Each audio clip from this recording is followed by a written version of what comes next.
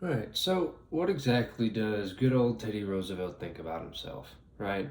For this today, we're doing his autobiography that he wrote. So, who was he? More specifically, in case some people don't know, kind of, I don't know if I'd say alias, but Teddy. For Theodore Roosevelt, he was the 26th president of the United States from September 14th, 1901 to March 4th, 1909.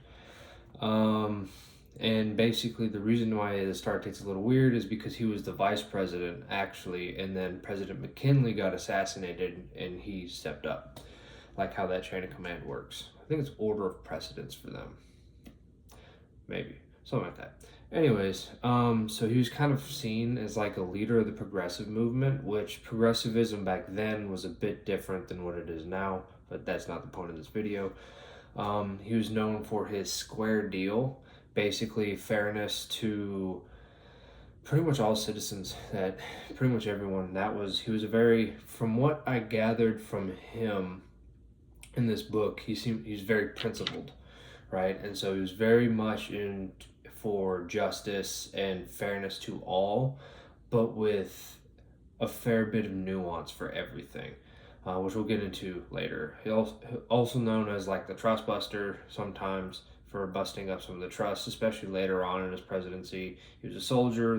He was known for the Rough Riders, and that sort of thing. He was a governor of New York, and before that, he was police commissioner, as well as assistant secretary of the Navy. Right, and those are just some random things. Obviously, not in that order. One thing I noticed with him was he was very much so like always in public service, like always in some form or another. So kind of going through a little bit of his table of contents of what he talks about. Like he literally, basically the whole book and everything. For this, I do have a quote, but he sets out his life's events in a way to clarify how he came to possess his beliefs.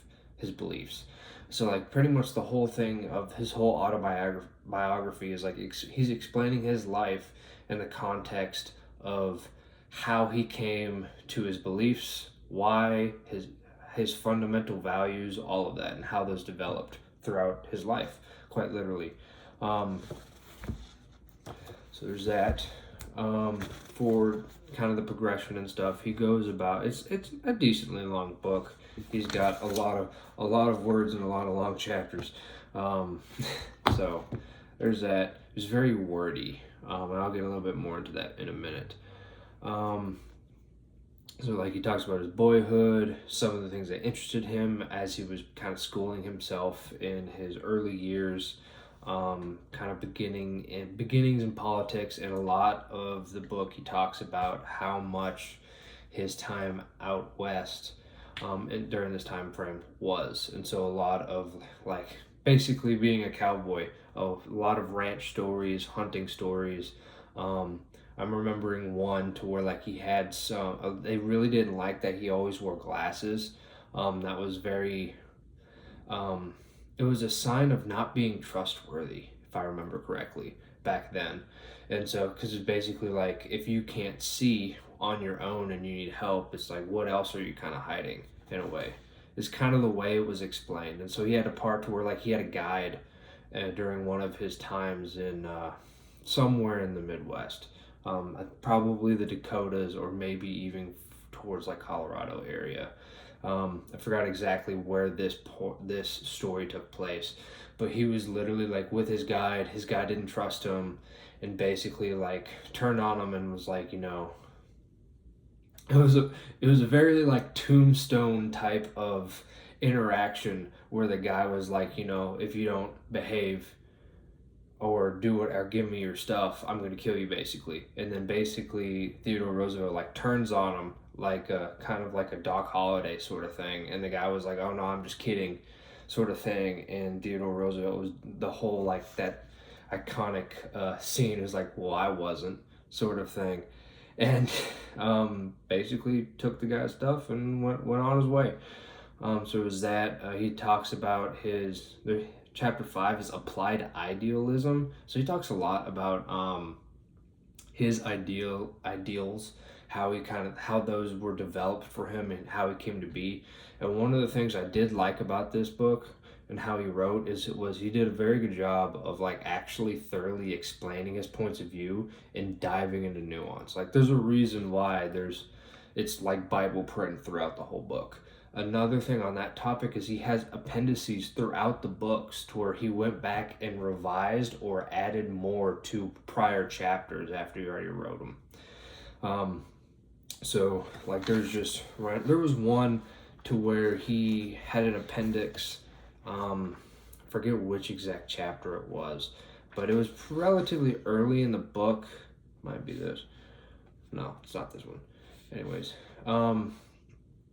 he was talking to someone who became, well, no, not one of the main spokespersons, but one of the big players in his time for women's suffrage. And he goes into his nuance of that. And I don't want to speak for him on this context because that's not really what I mean to do with this video specifically. That's more of like going back and studying it again.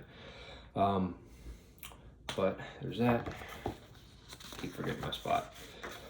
But he talks about his time in the New York police, his time in the Spanish War, New York governorship, a lot of conservation stuff. He talks in depth. A lot of the book is his presidency and his stuff, the big stick and the square deal, his kind of staples for him. Social and industrial justice. That's where we really get into like the trust busting and stuff. He kind of finishes it out more or less with the Monroe Doctrine and the Panama Canal. And that's where you get that saying from him, speak softly but carry a big stick sort of thing. Basically, like don't talk a bunch of trash, but if you like, make sure you can always back it up sort of thing. And obviously that's very, very condensing and paraphrasing it down to not do it much justice, but he goes into there a lot for that. He gives a lot of primary sources. Like there's letters everywhere, there's like even down to like the receipts of dinner parties he went to on how much food was consumed, like stuff like that. One of the biggest things, we'll look into the foreword for kind of how he wanted to set up this whole autobiography. So to quote, "It seems to me that for the nation as for the individual, what is most important is to insist on the vital need of combining certain sets of qualities which separately are common enough and alas useless enough," meaning each quality in and of itself by itself is useless. And for example, he gives practical efficiency is common and lofty idealism not uncommon. It's also a common thing. It is the combination which is necessary, and the combination is rare. So practical efficiency and lofty idealism together. He makes the same comparison with love of peace and courage. He says justice among the nations of mankind and the uplifting of humanity can be brought about only by those strong and daring men who with wisdom love peace, but who love righteousness more than peace. And he talks a lot about like there's a lot of men who love peace, but aren't willing to back it up, as he says, with like righteousness or a need for justice and courage. And so basically they're kind of more or less, I want to say, useless pacifists, to where like they love peace but won't actually do what's necessary to ensure it, right?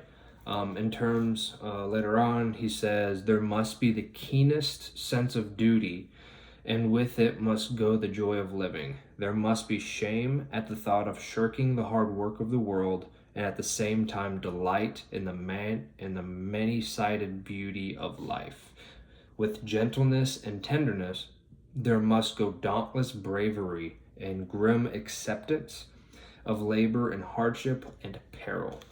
Right? Basically, yes, there's joy to life and things to enjoy, but you have to work hard. There has to be some form of deeper meaning in that form of sense. Like he says, a keenest sense of duty. And he wrote this foreword in Sagamore Hill, October 1st, 1913.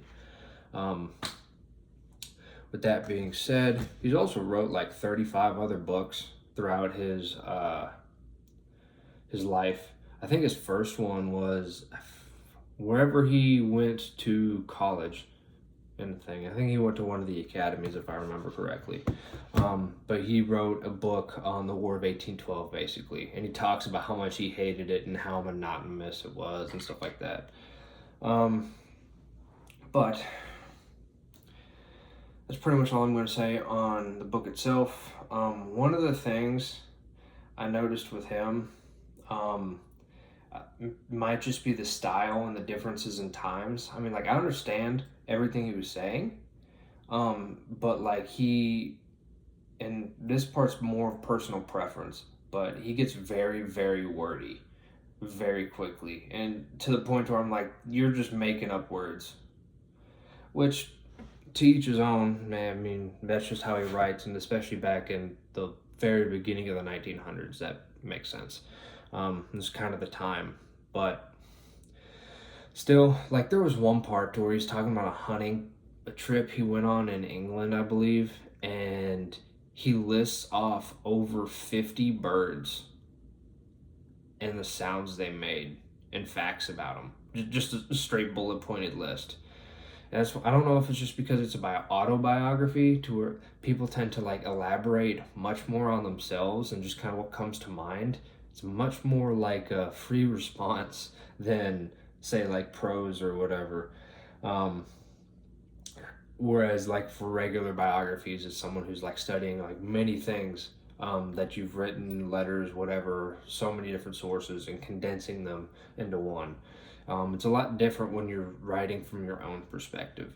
Like there's some of the like I was looking at, because I was curious, other reviews and stuff on the internet of this book, and a lot of people were like, they didn't like at the very end to where basically he's quote unquote trashing Wilson for most of his stuff, Woodrow Wilson, because there was a lot of butting heads between the two, where I think Wilson basically undid a lot of the policies he did. For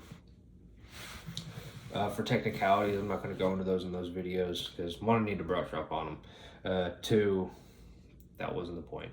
But anyways, as always, I'm going to put the playlist for the other book reviews in the corner. If you want me to do other presidents or maybe another thing on Theodore Roosevelt, let me know in the comments below.